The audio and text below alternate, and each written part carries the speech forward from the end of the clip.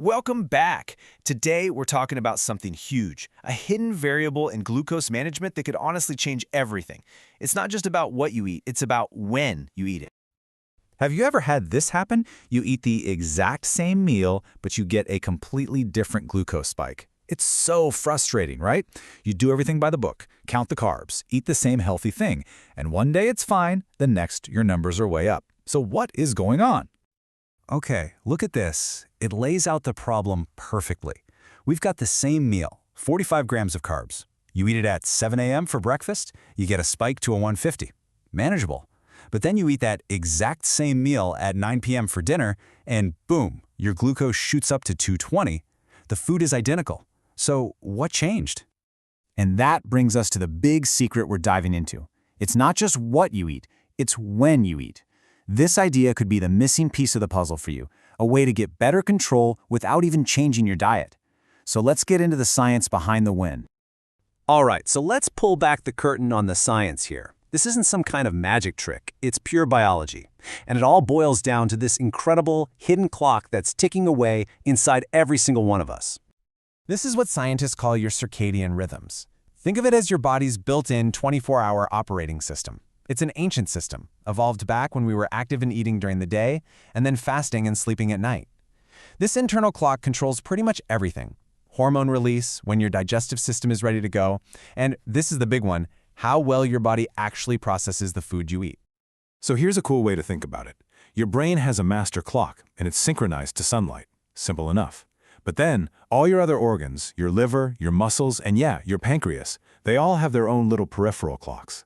Now, what's the main thing that sets those clocks? It's not light, it's food. So when you eat late at night, your brain's clock is shouting, hey, it's time to sleep and repair. But the food you just ate tells your pancreas, wake up, time to work. That clash, that confusion, that's what's known as circadian misalignment. And this is where it gets really interesting. Your insulin sensitivity, basically how good your body is at using insulin to handle sugar, isn't constant. It changes a ton during the day. In the morning, you're a glucose processing powerhouse, super efficient.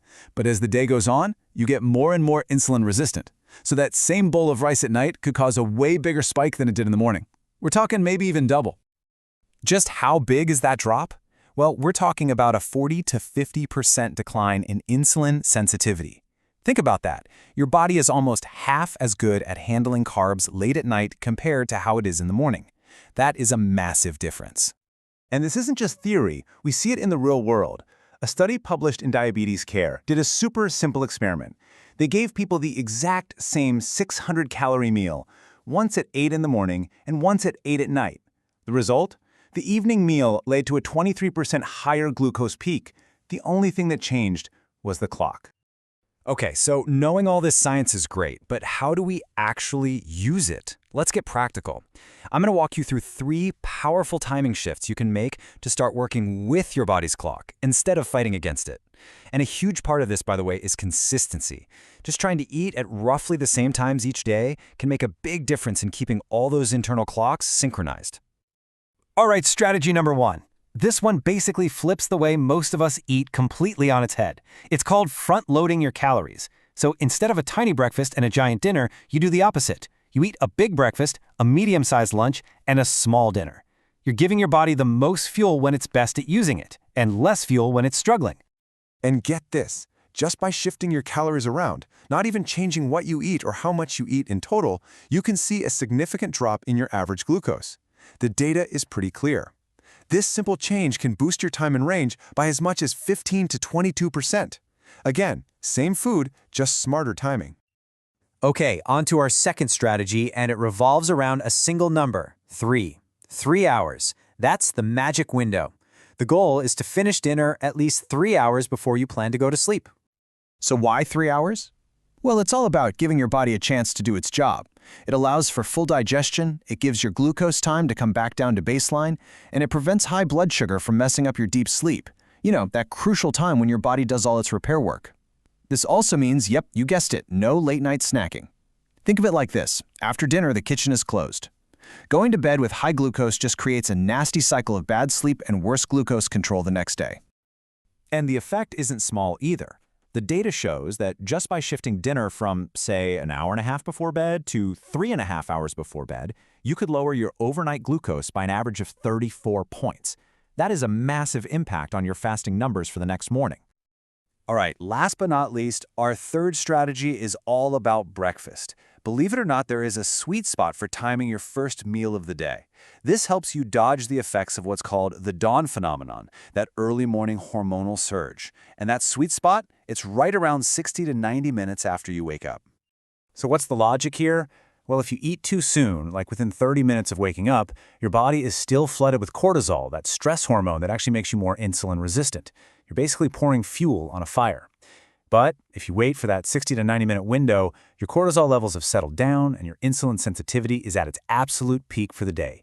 You're letting your body get ready first. And does this actually work? Oh yeah. Just listen to this. One person tracking their data saw their breakfast peak improve by a whopping 62 points, a 62 milligrams per deciliter difference, just by waiting a little longer to eat. No change in the food whatsoever. That's a game changer. Okay, so these three strategies are incredibly powerful starting points. But we all know that real life is complicated. How do you actually apply this to your specific biology, your schedule? Well, this is the fun part. This is where you get to become your own health detective. It's actually pretty simple. You run a little experiment on yourself. Step 1 is just to track what you're already doing for a week. Your meal times, sleep times, glucose levels, get that baseline. Then, step 2 is to test. But here's the key. Change only one thing at a time. Maybe for 1 week, you just change your dinner time. Then the next week, you change your breakfast time. A great way to test is to eat the exact same meal at different times of the day to really see your body's unique response. The whole point is to figure out what actually works for you. Because at the end of the day, generic advice can only take you so far. We're all so different, right? A night shift nurse is going to have a totally different internal clock than someone working a desk job. So the real key, the secret to unlocking your best control, is hiding in plain sight. It's in your own data.